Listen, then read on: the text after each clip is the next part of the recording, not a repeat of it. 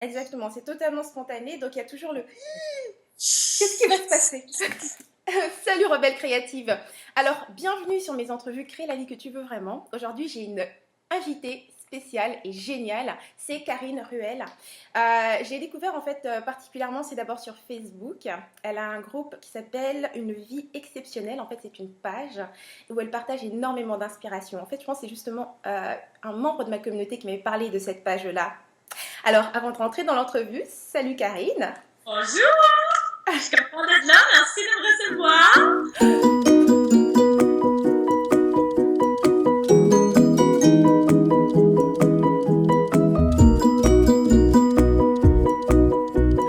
C'est une joie. Et puis en plus, son parcours et en fait ta façon de travailler, tout ça est super inspirant. Comme tu sais, ma communauté s'appelle Rebelle Créative. Oui, j'adore ton nom. Je trouve ça tellement ingénieux. C'est super bon pour vrai. Merci. Et tu sais quoi? C'est qu'elles correspondent exactement aussi à ce qualificatif, rebelle créative. Donc la créativité est très, très présente. Et puis aussi cette manière d'utiliser le bien-être comme toi tu le fais, parce que toi tu es coach de vie, tu es psychothérapeute, tu es entrepreneur, tu es artiste, tu es maman. C'est dur de me définir dans un mot. J'ai pas trouvé encore. Je vois souvent d'autres professionnels qui travaillent puis ils ont le mot parfait pour les décrire. Puis moi, j'arrive pas à trouver ce mot-là. Donc oui, je suis un peu tout ça.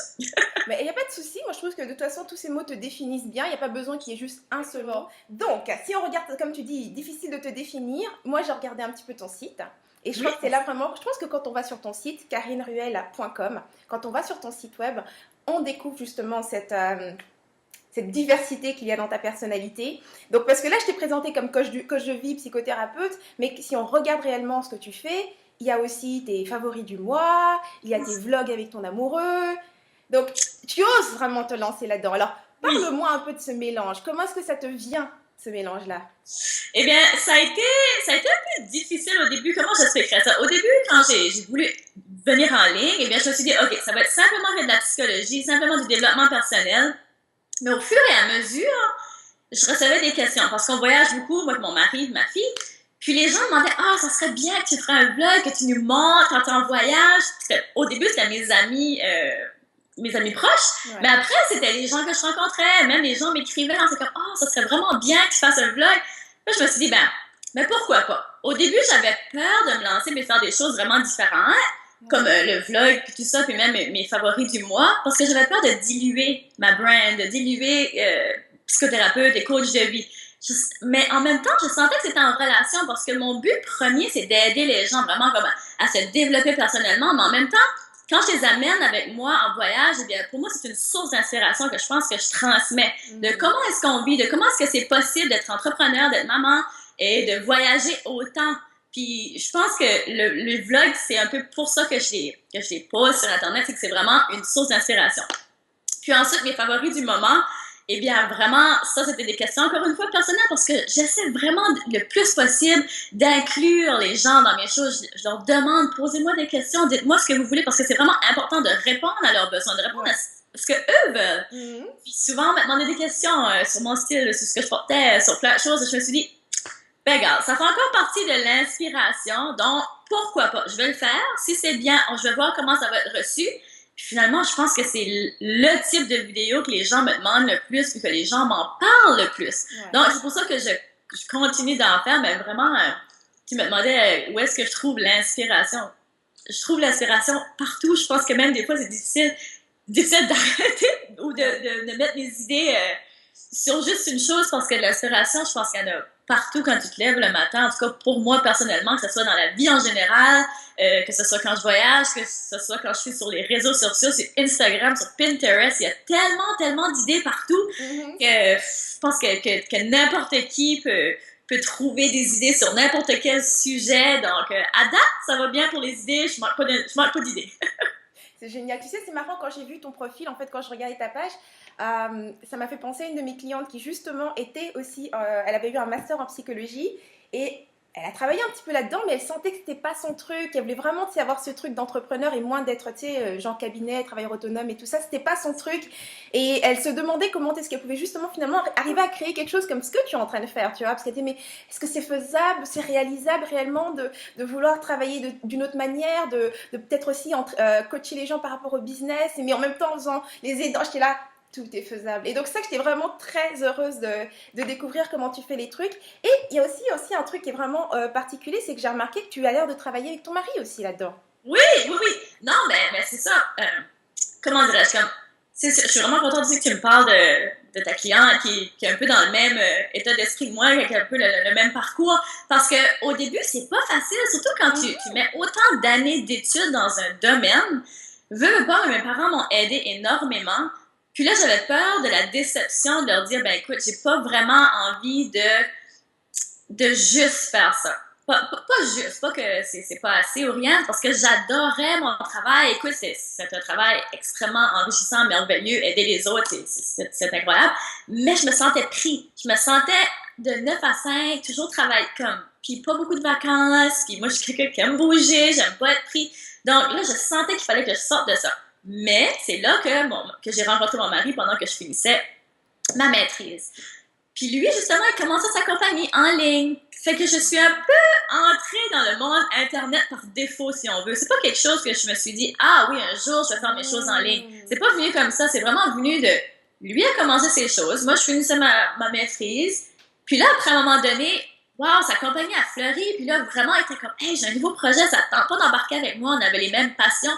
Parce que nos premières compagnies, c'était vraiment en anglais, c'était en fitness, puis tout ça. Lui, il faisait des compétitions de culturistes. Okay. Puis, il avait développé un livre de recettes pour les gens qui voulaient mettre de la masse, prendre plus de masse musculaire. Ouais. Je ne sais pas le mot en français. Prendre plus de masse musculaire. Puis, il a développé ce produit-là. Mais ensuite, il avait besoin d'un autre produit pour les gens qui voulaient perdre du poids. Puis, je me suis dit, ben, regarde, ce serait parfait. C'est un marché un peu plus féminin. Donc, ça serait parfait si tu embarquerais avec moi, puis tout ça. Donc, je me suis dit, ben, pourquoi pas? En attendant, je vais embarquer parce que à ce moment-là, on déménageait, on changeait de ville. J'étais à Ottawa, maintenant on vit au Nouveau-Brunswick. Donc, on est revenu au Nouveau-Brunswick, mais on n'était pas encore dans la ville où est-ce qu'on vit tout de suite. Donc, on était en transition. Je ne pouvais pas ouvrir mon bureau tout de suite. Donc, je me suis dit, ben, regarde, en attendant, je vais faire ça. On va voir comment ça va aller. J'ai adoré. J'ai eu la piqûre. Ça a été terminé parce que là, la liberté, on pouvait voyager. C'est tellement merveilleux de pouvoir rejoindre autant de gens en même temps. Ouais. Parce que c'est bien beau quand tu es en bureau de psychologie, puis c'est sûr, tu aides beaucoup de gens, tu changes la vie de gens aussi, mais à moins grande échelle. Ouais. Puis là, d'avoir cette connexion-là aussi. Ouais. Donc, vraiment, c'est comme ça que vraiment je suis rentrée dans le monde Internet. Mais qui est fascinant. Puis depuis, ben, j'ai évolué, j'ai fait ça pour un moment. C'était en anglais, mais là, après ça, donc, là, si je comprends bien, c'est quoi? C'est ta deuxième entreprise? Parce que, ok, j'ai vu donc, je t'ai découvert par la page Une vie exceptionnelle. Oui. Là-dessus, on retrouve donc le fameux défi des 28 jours. Oui. Ok. Et donc, est-ce que ça commence par ça ou bien c'était ça, le deuxième projet ou peut-être le troisième? Ça, c'était comme le troisième projet. En anglais, il y a eu Lean Kitchen Queen et Metabolic Cooking, qui était vraiment la même compagnie avec ces projets-là. Ensuite, là, je viens juste d'arriver dans le marché français, là, ça fait peut-être 1 an. Là. On a commencé avec Une vie exceptionnelle. Moi et mon... Ça fait juste 1 an que vous avez commencé cette page-là, vous avez quoi, plus de 20 000 personnes qui suivent déjà cette page? Fou! Puis on met juste des citations, c'est ça que je trouve absolument merveilleux. C'est parce que, mon Dieu, pour expliquer la transition, c'est que là, Dave, c'est un peu pas tanné, mais il s'est découvert d'autres passions, plus pour le marketing, enseigner le marketing, tout ça, puis il avait besoin d'un changement, de faire une transition. Donc, lui, il a fait la transition en anglais en premier, mais dans ce domaine-là.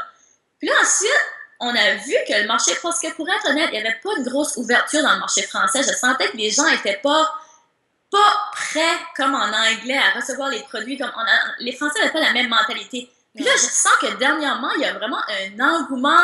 Les Français embarquent. Puis là, vraiment, le marché français commence à rattraper le marché anglais au niveau marketing. Ouais, tout à fait. C'est ça.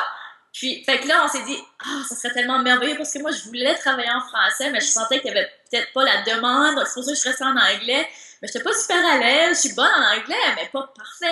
Ouais. Fait que là, je me disais, ça serait tellement une bonne opportunité. Fait que quand lui a fait ça, là, je me suis dit, OK, ben là, moi, je vais sortir avec mes choses vraiment en psychologie et développement personnel.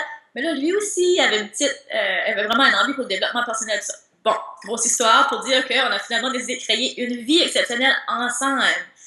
On s'est dit, moi, je vais parler des choses beaucoup plus psychologiques, développement personnel, puis toi, tu parleras beaucoup plus des choses pour aider les gens comme au niveau des finances, au niveau de monter leur vie, au niveau de structure. Fait que là, on avait vraiment divisé ça comme ça. Puis là, on a créé la page Facebook, juste pour commencer, juste pour se donner une idée de ce que les gens voulaient. On a commencé avec des citations. Ça a grossi énormément vite. Puis mais là, on est encore en train de travailler là-dessus. Ça, c'est un projet à part de Karine Ruel, si tu veux. Là, on est en train de monter justement une formation qui va sortir bientôt, qui était en relation avec... Est-ce qu'il y a une date déjà de prévue? Oui, ça devrait être... mon Dieu, ça devrait être 2 semaines peut-être d'ici là. Ah oui, d'ici 2 semaines. Il reste juste 2-3 petites choses à finir. Mon Dieu, ça a pris du temps, mais il devrait être bientôt là. Ça va être la formation en confiance. En confiance, donc ce sera sur la confiance principalement. Oui, ça sera sur la confiance, l'estime de soi. Génial, génial. En tout cas, tu me tiendras au courant parce que moi, j'en parlerai. Je vais t'en parler. Alors, donc, là, maintenant, tu te retrouves avec ta propre ligne à toi, karineruel.com. Oui. Ton mari également, je pense qu'il a son site à lui, devruel.com. Tous les deux en français. Vous faites rouler en même temps la page Une vie exceptionnelle. En plein ça. Tu es également maman. Oui, oui. Tu es également maman. Alors, comment ça se passe au niveau de la gestion finalement? Comment est-ce que tu fais pour gérer tout ça? Ça veut dire, parce que là, vous êtes tous les deux dans la même entreprise. Donc, vous travaillez ensemble. Comment est-ce que vous faites pour gérer vos horaires avec l'enfant? Et puis, comment est-ce que vous arrivez à structurer ça? Eh bien, c'est beaucoup d'organisation, c'est certain, mais on travaille ensemble, en même temps, on travaille séparément. On ne va jamais être dans le même bureau, si tu veux. On travaille de la maison tous les deux, on a chacun nos bureaux, on fait chacun nos projets. C'est pour ça qu'on a décidé de faire chacun nos pages, des Ruel, Karine Ruel, parce que moi, j'avais envie de parler d'autres choses. J'avais justement envie de faire les vlogs, j'avais envie de parler de mes favoris. Donc, je sentais que j'avais besoin d'une page pour mettre toutes ces choses-là. Dave aussi. On travaille avec des projets en commun, mais ça, on se donne des moments précis qu'on va travailler ensemble, admettons. Ou bien chacun va faire sa partie, après ça, on va se mettre ensemble, on va filmer ensemble. Fait que vraiment, c'est de l'organisation. Puis pour Charliana, eh bien, vraiment, même si on est à la maison, vraiment, je pense que le défi de chaque entrepreneur, c'est de mettre des limites. Ouais. Parce que quand tu es entrepreneur, il y a toujours des nouveaux projets, tu peux toujours travailler sur ton entreprise, tu as toujours envie de travailler dans ton entreprise, parce que tu fini ce que tu fais. Mais il faut mettre des limites. Puis avec un enfant, je pense que c'est extrêmement important parce qu'ils ont besoin d'une routine, ils ont besoin de structure. Donc, ce qu'on fait, vraiment comme le matin, on a une routine du matin avec elle. Ça, ma mère va venir la soigner ici, ou sinon, je vais l'emmener à la garderie. Je l'emmène à la garderie 2 jours semaine. Fait que ça, pour moi, ça me donne vraiment mes temps libres. Ça me permet aussi de vraiment focusser et de vraiment dire, OK, là, j'ai simplement ce petit laps de temps-là. Il faut que je travaille, il faut que je sois productive. Parce que je ne peux pas passer mes soirées à travailler parce que je profite du temps avec ma fille et du temps en famille. Donc, ce qu'on fait vraiment, à partir de 9h, 9h30, mettons, là, soit que, bon, ma mère va venir s'occuper d'elle ou je vais aller l'amener à la garderie. Là, on travaille toute la journée. Puis à partir de 4h, ben là, on arrête. Vraiment comme un 9 à 4, dans le fond. On retourne un peu aux horaires fixes, on peut dire. Mais là, pour vraiment souper ensemble, c'est super important d'avoir des routines. Puis là, ben, la routine du dodo, on partage ça. Une soirée, c'est lui, une soirée, c'est moi. Donc, souvent, on va travailler après, un peu aussi, des fois, là, mais c'est pas trop. Mais c'est vraiment la structure de l'organisation. C'est vraiment juste l'organisation. Donc, finalement, vous ne travaillez pas ensemble. Vous avez chacun vos projets. Absolument. Vous avez un projet en commun, mais chacun a à s'occuper de ce dont il a Absolument. Chacun a sa propre compagnie, mais en même temps, une vie exceptionnelle, c'est nos projets ensemble communs, mais c'est rare qu'on va travailler tous les deux côte à côte. Et dis-moi un peu, je trouve ça intéressant un petit peu la manière dont vous avez justement, lancé une vie exceptionnelle en commençant simplement avec une page Facebook. C'est souvent un conseil que je donne, c'est de commencer simplement avec une chose pour tester. Et ça a vraiment été comme...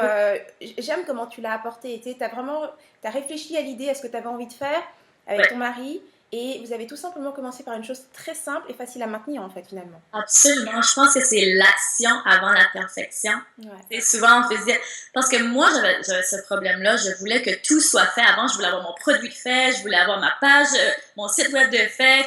Pour moi, c'était aller à l'envers des choses, de faire la page Facebook. C'est vraiment Dave qui m'a poussé vraiment là-dedans. Puis c'était comme, non, il faut faire une action. Puis depuis que j'ai pris ce conseil-là et que je l'applique partout, c'est la même chose pour mes vidéos. J'étais zéro à l'aise là, quand j'ai commencé à faire des vidéos sur YouTube. C'était l'enfer. Il fallait que que je reprenne mon vidéo sans blague peut-être 20 fois avant de faire une vidéo. Oh, mais t'as pas l'air de ça. T'as l'air super à l'aise. Mais au début, là, c'était tellement difficile parce que je suis gênée de nature. Ça va beaucoup mieux maintenant parce que justement, c'est à force de faire les choses qu'on devient mieux. Puis c'est pas en s'assoyant puis en se disant « Ah, ben j'aimerais tellement devenir meilleur qu'on va devenir meilleur. » Il faut le faire. Donc ça, c'est un conseil qu'on peut te donner justement à tes rebelles, c'est vraiment de faire une action, au moins une action par jour, une action positive qui t'amène à un autre point. Puis un coup que tu arrives à ce point-là, d'aller à l'autre point. Mais c'est l'action avant la perfection. Ça m'a pris du temps à comprendre ça, là.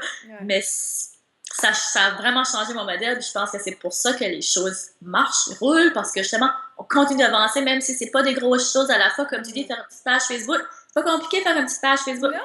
Mais c'est la consistance. Tu sais, on pose 3 fois par jour, mais toujours aux mêmes heures, il y a de la consistance, donc ça finit par. Ouais, exactement. C'est marrant parce que souvent on aime se compliquer la vie justement quand on a des projets comme ça, et particulièrement pour tous ceux qui veulent lancer quelque chose en ligne, que ce soit une chaîne YouTube, son entreprise et autres, c'est toujours cette idée de comment je fais pour avoir du trafic, comment est-ce que je fais pour avoir des abonnés, mais tout ça, c'est le bling-bling là autour. C'est beaucoup plus simple que ça. C'est vraiment constance. Trouve un truc simple. Puis souvent, j'aime ça quand je dis quelle est la chose, quel est peut-être le rythme que tu pourrais respecter. Ils vont se donner des défis en plus de ça. Attends, déjà que tu as du mal à démarrer, mais en plus tu veux te donner un défi par rapport à ça.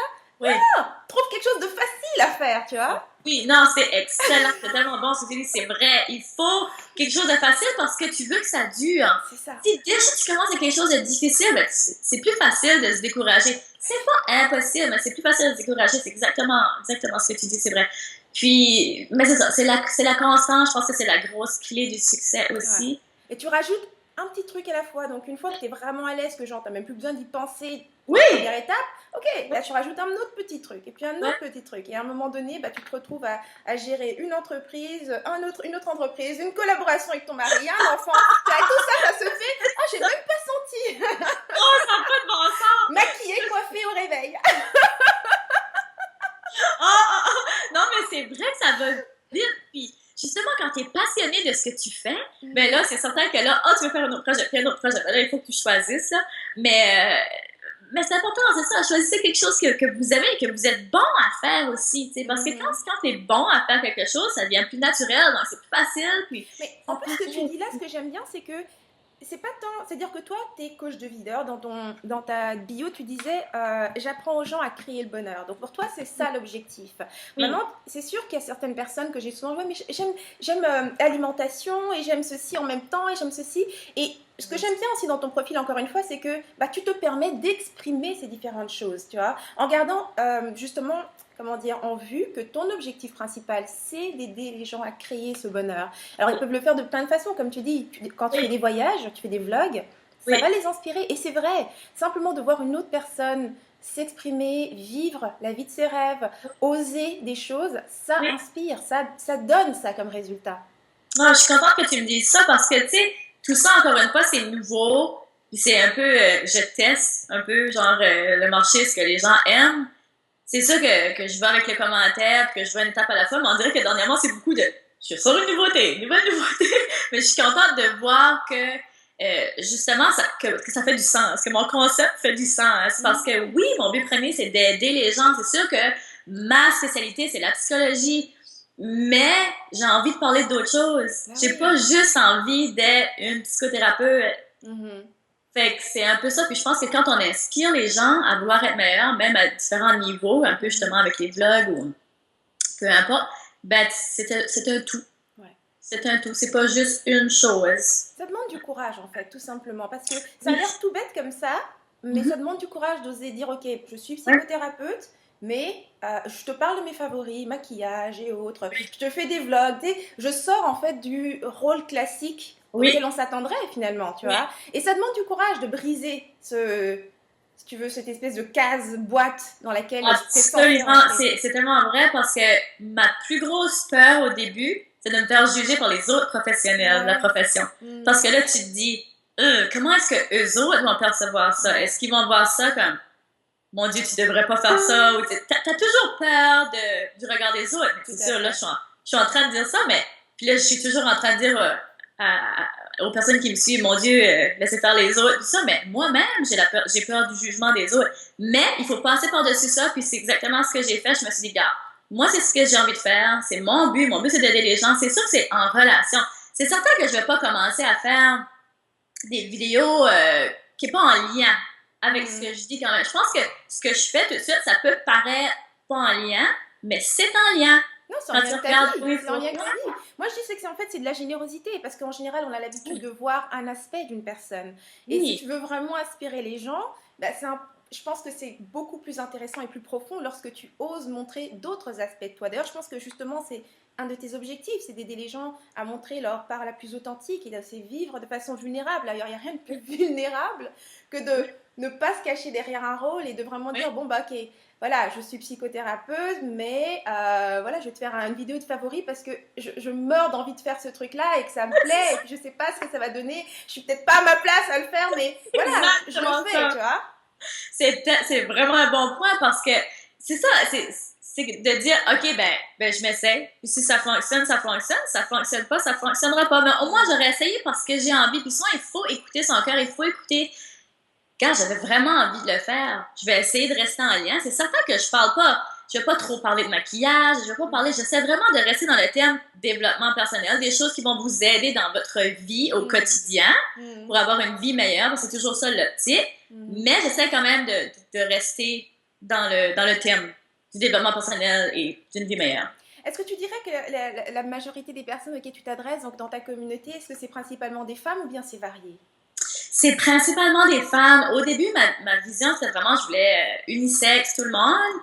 Mais vraiment, j'ai l'impression que j'appelle un public plus féminin. Puis c'est parfait avec moi. Je voulais un public plus large. Ouais. Mais si j'appelle juste un public féminin, parfait. Comme, pour moi, c'est correct. Je peux pas dire c'est mieux. Parce que c'est certain que j'aime appeler à tout le monde. Surtout en psychologie. En psychologie, je voulais faire ça le plus possible. Aider tout le monde, le plus possible. Peu importe l'âge, peu importe la situation de vie, vraiment tout le monde. Mais c'est certain que là, si je m'en vais dans des tangentes comme mes favoris, ben là, tu vas vraiment... C'est trop personnalisé pour que ça puisse toucher tout le monde, en fait. Et c'est pas un problème en soi, en fait. Non, beaucoup de gens ont du mal à faire ça. Donc disons que si tu arrives à le faire, bah, naturellement, ça te demande le courage et tout ce que tu veux, mais tu arrives à aller là-dessus. C'est vraiment, je dirais, tu es le modèle parfait de quand on parle de personnaliser quelque chose. On ne peut pas te confondre avec quelqu'un d'autre. Tu as vraiment ta propre approche. Et d'ailleurs, je vais te demander, parce qu'en lisant cette phrase, je me suis dit, tiens, c'est intéressant. Quand tu dis, j'apprends aux gens à créer le bonheur. Donc, si je comprends bien, selon toi, le bonheur, ça se crée. C'est ça, c'est une excellente question parce que parfois, on va voir des phrases qui sont écrites, mais on va pas se poser la question plus loin. On peut juste dire la phrase « j'apprends à créer le bonheur », puis ça peut passer anodin, mais non, c'est vraiment ça, c'est de construire son bonheur parce que je crois que chaque personne peut créer son bonheur. Parce qu'on entend souvent, en français, comme de vouloir...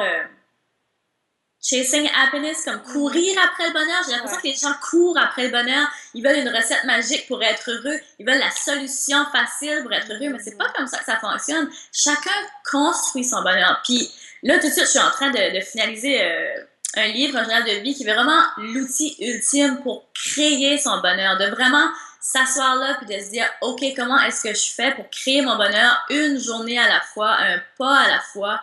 Donc, c'est extrêmement important, cette phrase-là, pour moi, de créer son bonheur, d'apprendre aux gens à créer leur bonheur.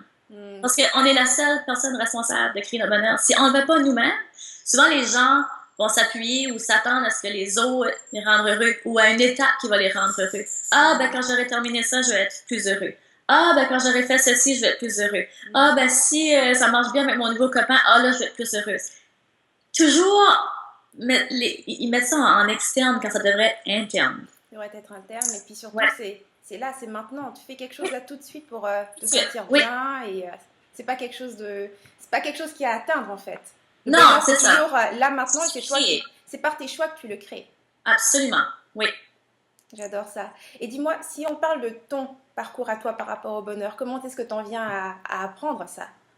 Je pense que j'ai toujours été quelqu'un de fondamentalement heureuse parce que j'ai été chanceuse, j'ai eu des bons parents, j'ai eu une belle vie. J'ai pas d'histoire triste ou tu sais, j'arrive d'une formation à Paris, puis j'entendais beaucoup de conférenciers qui avaient des histoires vraiment des parcours vraiment difficiles, tout ça, puis je me disais, j'en ai pas de parcours difficile, j'ai vraiment eu une bonne vie, mais j'ai travaillé quand même pour arriver où est-ce que j'en suis, tu comprends? C'est certain que j'aurais pu, il y a des choses qui m'est arrivées moi aussi, comme tout le monde, que j'aurais pu me laisser aller, puis suivre le courant, mais j'avais une mère qui me disait toujours, j'ai une mère infirmière, fait que souvent, tu sais, elle me rappelait... genre la santé, à quel point c'est important. Oh mon Dieu, t'es chanceux, t'es sur tes deux jambes. Ou tu sais, souvent, fait, j'ai grandi dans cette mentalité-là de toujours penser que quand il m'arrivait quelque chose de négatif, de toujours me dire, hey, ça pourrait être pire. Fait que j'ai grandi vraiment avec cette mentalité-là. Puis ensuite, ben, j'ai toujours eu un attrait pour la psychologie, puis tout ça. Donc, j'ai toujours beaucoup lu de livres sur le développement personnel, puis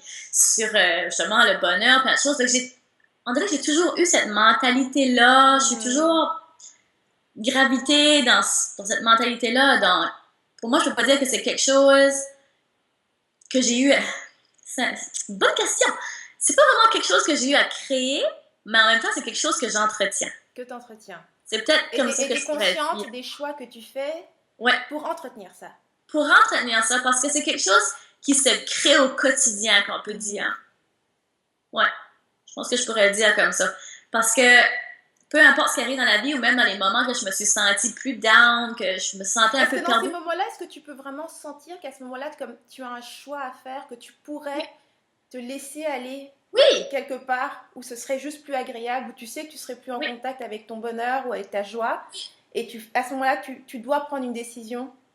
Oui, parce que moi, ça m'est arrivé souvent aussi, parce que je suis quelqu'un...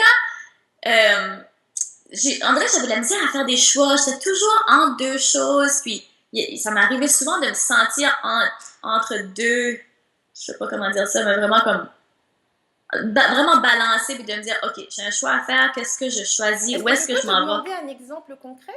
Oui, comme par exemple, quand j'ai gradué de l'école, ensuite je suis partie faire mon cours de design de mode. Je voulais être dessinatrice de mode, c'était mon but ultime, dessinatrice de mode.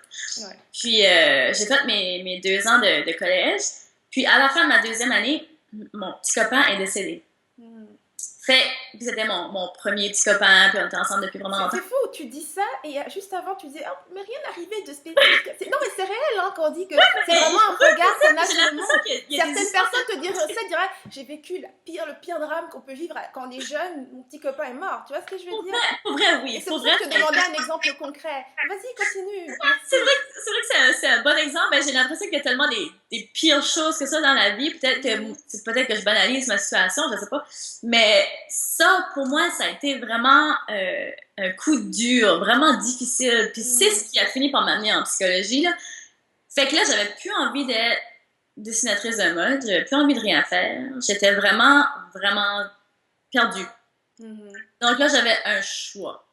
Qu'est-ce que je fais? Parce que là, j'habitais à Ottawa aussi en ce temps-là. Donc là, j'avais un choix. Qu'est-ce que je fais? Est-ce que je reste en ville et je continue de travailler dans ce domaine-là? C'est drôle comment dans peu de temps, les choses peuvent totalement changer. Là, j'avais perdu tout intérêt. Je ne sais pas si j'avais associé ça peut-être dans mon subconscient, j'ai aucune idée au décès de mon copain, mais j'avais plus envie de ça du tout. J'étais complètement perdue. Je ne savais plus quoi faire. Ça a pris des mois à me remettre de ça. Donc, j'ai juste finalement revenu à la maison parce que là, ma mère m'a dit ça fait plus de bon sens. Comme tu reviens à la maison en famille, tu sais, d'être bien entouré. Je pense que ça, c'est super important aussi quand on vit des drames ou qu'on est triste. De se ressourcer, d'être avec des gens qui nous aiment, puis d'être entouré d'amour. Fait je suis retournée chez nous. Ça m'a aidé à me remettre les idées plus claires. Je suis allée consulter en psychologie, psychothérapeute. Puis c'est là que j'ai eu le déclic. J'ai tellement détesté la psychothérapeute. Pas pour être méchant, mais son approche. Pas la personne, l'approche. Je me suis dit, wow! Comme, là, je me suis dit, hey, si moi je serais à sa place, je serais tellement pas un patient de cette façon-là. Que ça a été le déclic que je me suis dit, c'est exactement ce que je veux faire. C'est quoi que t'as pas aimé dans son approche, en fait? C'était distance, froid. Il y a vraiment, juste pour mettre quelque chose au clair aussi, il y a vraiment plusieurs approches en psychanalyse, je l'ai dit, comme il y avait vraiment différentes approches. Je pense que c'était juste l'approche, peut-être, que j'ai pas aimé, mais c'était vraiment distant, c'était vraiment froid, c'était vraiment machinal. Puis c'est tellement pas ma personnalité que je me suis dit, oh, c'est tellement pas comme ça que je traiterais une cliente. Donc, c'est ce qui m'a donné l'envie de vraiment dire, OK, là, il faut que je crée mon bonheur, que je me remette sur le bon chemin. Puis là, du moment là, je me suis inscrite en psychologie, je suis partie faire ma maîtrise, ben, mon bac puis ma maîtrise. Là. Mais vraiment, j'ai décidé de recréer mon bonheur, de me recentrer sur des petites choses, de nommer les gratitudes au quotidien, parce que je pense que ça aide à ressourcer, de voir ce qui est positif au lieu de focuser sur ce qui est négatif, de focuser sur ce que j'avais perdu au lieu de focuser sur ce que j'avais, de ce que j'avais autour de moi qui était positif. Donc ça m'a vraiment aidé à recréer mon bonheur, puis de vraiment m'aligner sur autre chose, et de là, après ça, de toujours entretenir ce bonheur-là, puis à chaque fois qu'il t'arrive des petites choses, encore une fois, focuser sur ce qui est positif, de créer son bonheur, d'entretenir ça. Ouais. J'adore ce que tu viens de partager. Ah oui. Non, c'est vraiment très beau comment tu l'as partagé. Puis ça aide vraiment à comprendre cette vision que tu as justement, qui est de créer son bonheur. Tu sais, j'ai l'impression qu'en fait, en ayant vu cette psychologue ou psychothérapeute, il y a comment dire, tu sais, quand on va voir quelqu'un pour nous aider, c'est qu'on s'attend à ce qu'il fasse à peu près quelque chose qui va faire qu'on va se sentir bien, tu vois. Et quand tu fais face à quelqu'un qui est peut-être justement froid, et tu le sens que là, c'est ta responsabilité en fait, que soit tu continues à chercher quelqu'un qui va te sortir de là, ou alors tu prends une décision. Et c'est là que tu as pris ta décision aussi. Ben dans le fond, ça a été une bonne chose que cette personne-là était sur mon chemin, parce que ça m'a poussée. Ça m'a donné justement l'énergie, puis la drive, on peut dire, de OK, là, j'ai un choix. Qu'est-ce que je décide de faire? Puis, mais là, un point important, là, je ne veux pas dire que la psychologue était pas bonne ou rien. C'est juste qu'il y a différentes approches qui cliquent avec une personne et qui ne cliquent pas avec d'autres personnes. C'était la bonne personne pour toi, puisque ça a donné le résultat. Tu avais besoin d'être face à ce genre de choses. Et ça t'a fait un électrochoc.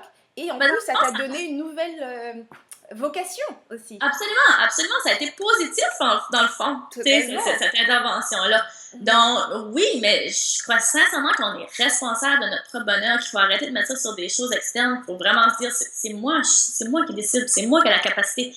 Puis on a tellement de capacité, l'être humain a tellement de capacité pour changer sa situation de bord. Je pense que c'est limité. C'est exactement ça, j'adore, c'est exactement ce que je crois aussi. Et je trouve que tu le représentes bien. Et puis c'est ça, tu vois, moi comment dire, je me concentre énormément sur les femmes parce que je crois que les garçons, les hommes sont un peu plus gâtés à ce niveau-là. Ce genre de modèle, de leur parler que vraiment tout leur est possible, ils ont ce genre de message depuis très jeune, alors que nous, ben non, tu vois, il va falloir être une gentille fille d'abord pour pouvoir avoir accès à certaines choses. Il y a certaines choses qui ne te sont pas accessibles, et puis si tu veux qu'elles te soient accessibles, ben, il va falloir apprendre à agir plus comme un homme, à mettre certains trucs émotionnels, faiblesses de caractère et tout ça de côté. Alors, tu vois, c'est ça que j'aime en fait quand je fais des entrevues avec d'autres femmes qui osent suivre leurs rêves, qui osent vraiment suivre l'élan de leur courage et de leur cœur, parce que tu n'es pas une dame de fer, tu t'es pas transformée en homme, tu fais ton truc avec énormément d'élégance, on voit que tu as aimé le design parce que c'est très élégant ce que tu fais, c'est normal que tu attires les femmes parce que c'est très féminin. C'est ce que je me dis aussi avec les petites fleurs, c'est un petit peu difficile.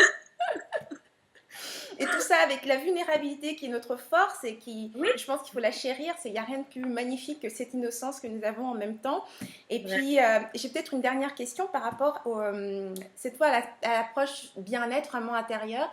Est-ce que toi, parce que tu partages plusieurs citations et puis tu parles beaucoup de développement personnel, est-ce que tu as aussi quelque chose au niveau de la spiritualité qui te tient, ou bien tu n'es pas tournée par rapport à ça? Spiritualité, j'ai été élevée catholique et tout ça, mais je crois beaucoup qu'il y a une force de plus que nous. Je crois beaucoup qu'il y a une force quelque part de plus fort que nous, qu'on comprend peut-être pas nécessairement, mais d'être spirituelle, pas nécessairement je suis pas religieuse, mais je suis spirituelle. Je crois qu'il y a une force, je crois beaucoup dans la méditation, les énergies, je crois beaucoup dans les énergies, je crois beaucoup dans les vibrations. Okay. La théorie d'Abraham Hicks. Je ne sais pas si vous êtes familier avec ça. J'aime beaucoup, moi, Abraham Hicks. Moi, j'adore vraiment beaucoup. J'adore cette façon d'apporter de parler de la vie, en fait. La théorie, je trouve que ça fait du sens. Pour moi, ça fait du sens. c'est quelque chose que j'applique au quotidien. J'essaie toujours, tu sais, on parle beaucoup de fréquence et tout ça, d'être sur une fréquence positive pour attirer le positif. Je crois beaucoup là-dedans. Tu fais attention à tes émotions? Oui, oui. Fait qu'on peut dire que oui, je suis très spirituelle, mais je suis pas religieuse. Ok. Et ça, tu t'en sers comme un outil pour, encore une fois, créer ton bonheur? Absolument, absolument. Oui, ça fait partie de la totalité de... Tu sais, créer son bonheur, c'est pas juste faire une chose. Je pense que c'est de faire de plusieurs petites choses qui t'amènent là. Puis, ouais, non, ça fait partie décidément de créer son bonheur, si je t'écoute, c'est vraiment en fait de rassembler donc dans une vie, dans une journée, à chaque moment, c'est que chaque action que tu fais devrait avoir comme objectif de créer ton bonheur. Oui, prendre tes responsabilités aussi, ça fait partie de créer son bonheur. Ouais. De prendre ses responsabilités, de réaliser ce que tu n'as pas fait de bien dans une journée pour justement te dire, OK, ben regarde ce que j'ai pas bien fait aujourd'hui, ben là, demain, je prends les actions nécessaires pour éliminer ça dans une situation future. Je ne reproduirai plus la même erreur. Donc, de prendre ses responsabilités, ça fait partie de créer son bonheur. D'apprécier ce que tu as dans la vie, ça fait partie de créer ton bonheur. De faire des choses qui te rendent heureux, ça fait partie de ta responsabilité de créer ton bonheur. Donc, c'est un ensemble. Ouais, exactement, j'adore ça. Je crois que j'ai même le titre de notre entrevue, ce sera « Crée ton bonheur ». C'est un bon titre. C'est un excellent titre. C'était pas mal le sujet sur lequel on a beaucoup approfondi. Mais c'est important parce que de toute façon, ça fait partie de ton message principal. Alors, je crois qu'on va justement terminer là-dessus. J'ai peut-être un dernier truc parce que c'est passé comme ça rapidement et j'avais juste envie de te poser la question par rapport à ça. Tu disais que tu es dans l'écriture d'un livre aussi en ce moment. Oui. D'accord. Et est-ce que je peux te demander, c'est à propos de quoi en fait? Oui, c'est un journal de vie, c'est un journal de gratitude. Mais dans le fond, qui est bien plus qu'un journal de gratitude, c'est vraiment l'outil ultime pour créer son bonheur. Encore une fois, tu vois, créer son bonheur, ça revient. Ouais. Donc, ça va sortir sous peu. Il est finalisé, juste en train de finaliser les derniers petits détails. Encore une fois, pour mes 100 000 projets. Mais celui-là, c'est vraiment mon projet principal. C'est un journal de gratitude, un journal de vie pour aider à créer son bonheur. Mais vraiment, il y a des exercices à faire. C'est à peu près 5 minutes par jour à faire. Okay. Mais ce sont tous des exercices qui sont basés sur la psychologie cognitivo-comportementale et la psychologie positive. Parce que c'est le deux types de psychologie que je crois le plus dedans. Donc, j'ai fait vraiment un amalgame de ces deux types de psychologie. Et les exercices sont basés là-dessus. Donc, le matin, tu as 2 exercices quand tu te lèves le matin. Un de gratitude, vraiment pour te mettre dans l'optique. OK, qu'est-ce que j'ai de positif aujourd'hui? De partir ta journée du bon pied. Ouais. Ensuite, on dit, OK, fixe tes objectifs. Donc, il faut que tu fixes tes objectifs. Donc là, ça donne une direction à ta journée. Donc, tu es beaucoup plus productif. Donc, ça, c'est les exercices du matin. Puis ensuite, le soir, j'ai d'autres exercices pour vraiment faire une récapitulation de la journée. Encore une fois, comme je viens de dire, je viens juste de dire qu'est-ce qui a mal été dans ta journée ou qu'est-ce que tu aurais pu faire autrement. Donc là, de prendre conscience, parce que des fois, on se dit, mais non, ma journée a bien été, j'ai rien que j'aurais pu améliorer, mais quand on s'assoit et qu'on y pense, finalement, il y avait quelque chose. Puis je pense qu'on est des êtres en perpétuelle évolution. En tout cas, moi, je suis en perpétuelle évolution, j'ai toujours besoin de nouveaux objectifs et de nouveaux buts, et de me recentrer. Donc, je pense que cet exercice-là, c'est vraiment ça, de se dire, OK, qu'est-ce que je pourrais faire de mieux la prochaine fois? Puis là, de le noter. Comment est-ce que la prochaine fois, je peux faire pour ne pas que ça se reproduise?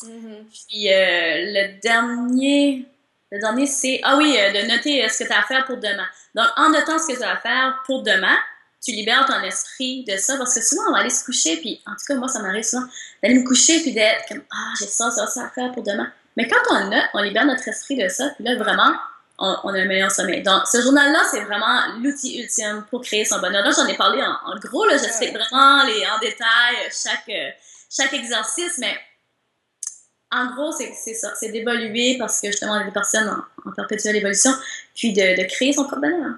C'est un chouette outil, ça, c'est bien, ça, le journal. Moi aussi, j'en tiens un et je trouve que c'est vraiment un super outil à avoir. Et puis, comme ça, de suivre justement d'avoir des rituels qui te permettent de te recentrer et puis d'avoir aussi des méthodes, en tout cas, des outils qui t'aident à placer des objectifs et à savoir quelle est ta progression, parce que c'est ça, hein. C'est ça, c'est de savoir.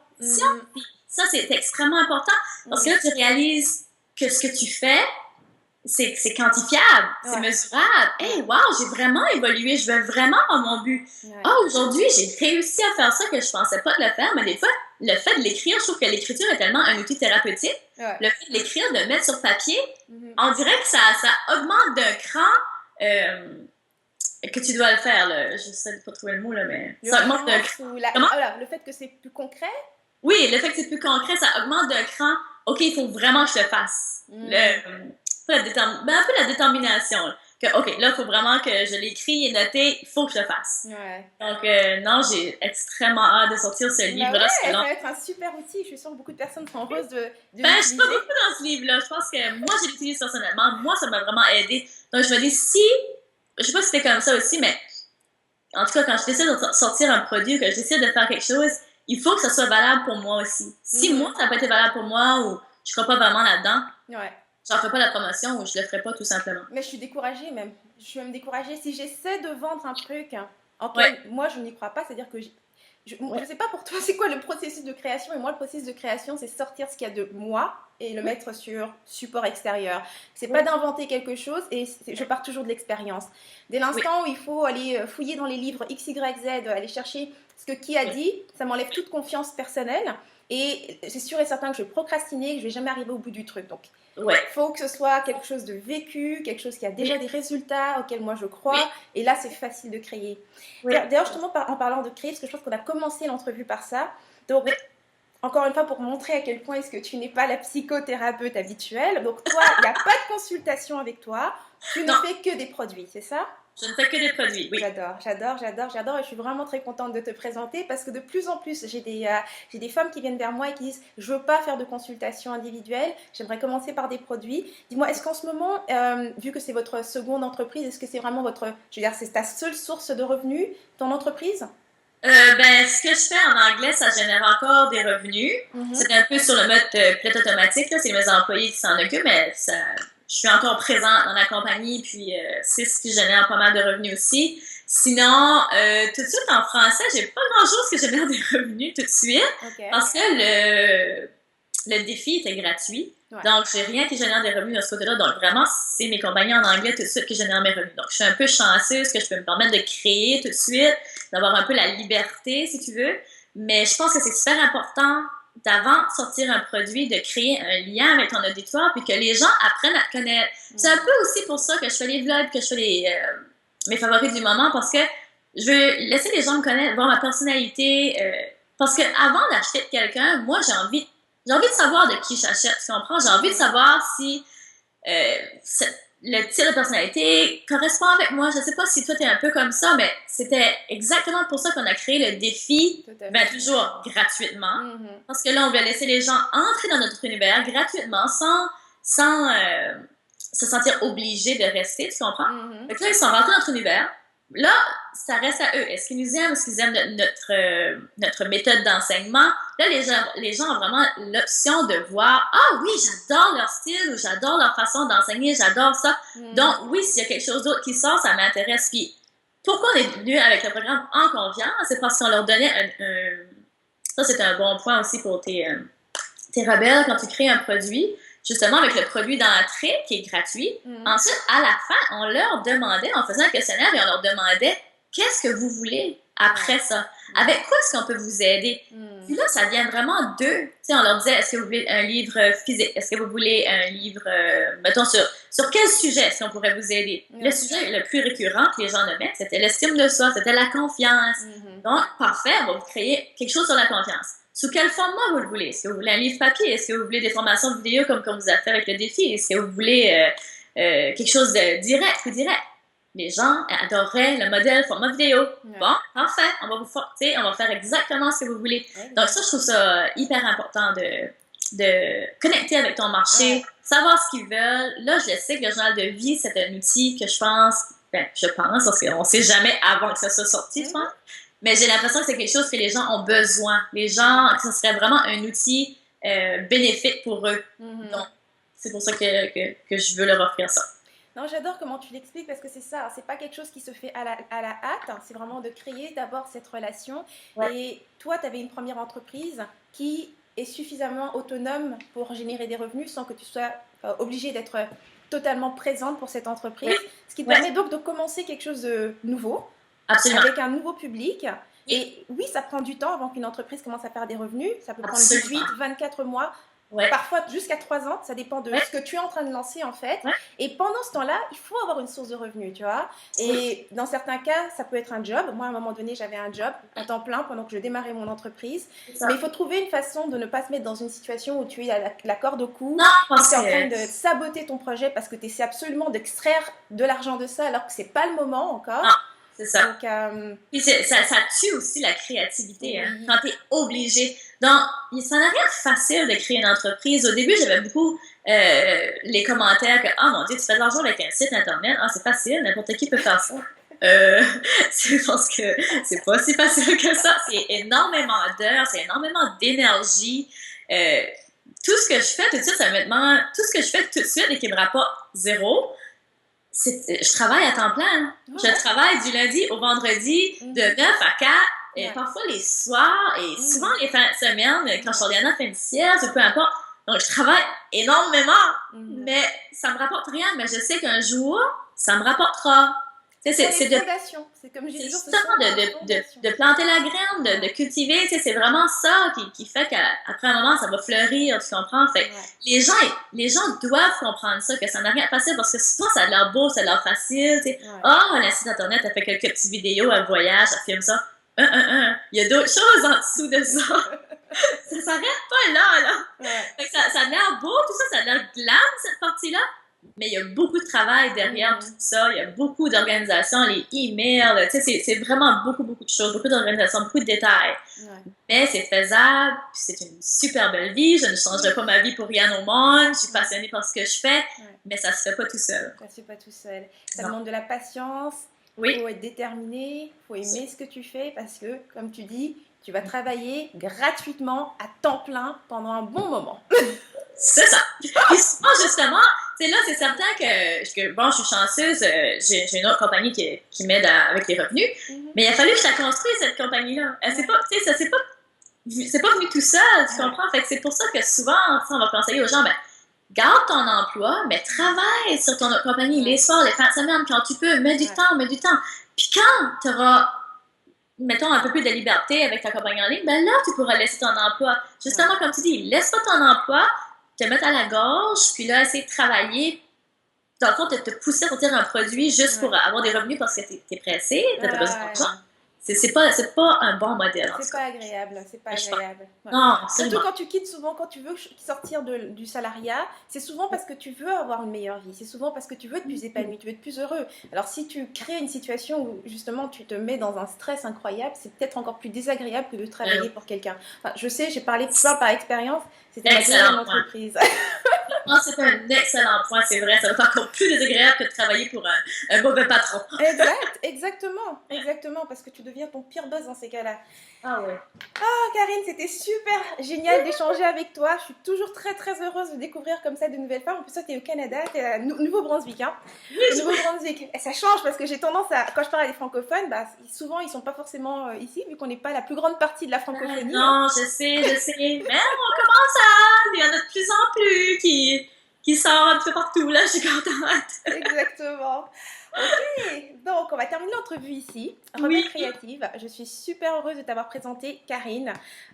Tu peux la rejoindre sur son site internet karineruel.com. Elle a également sa page Facebook à elle, Karine Ruel, tout simplement. Et si jamais tu veux recevoir ses citations inspirantes, elle a donc la page Une vie exceptionnelle aussi, où là ils sont déjà plus d'une 20 000 personnes à recevoir ces inspirations. En plus, tu es super bonne. Je sais pas si c'est toi qui fais les graphiques au niveau des citations, des cartes postales que tu partages, mais elles sont vraiment impeccables. Merci, je suis contente.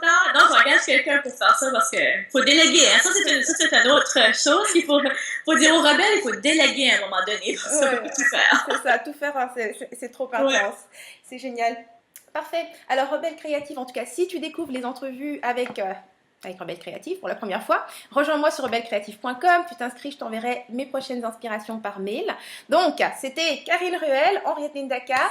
Je te dis à la prochaine fois et d'ici là, vis à fond, sans culpabiliser, sans complexe et sans stress. Salut! Oui, bye!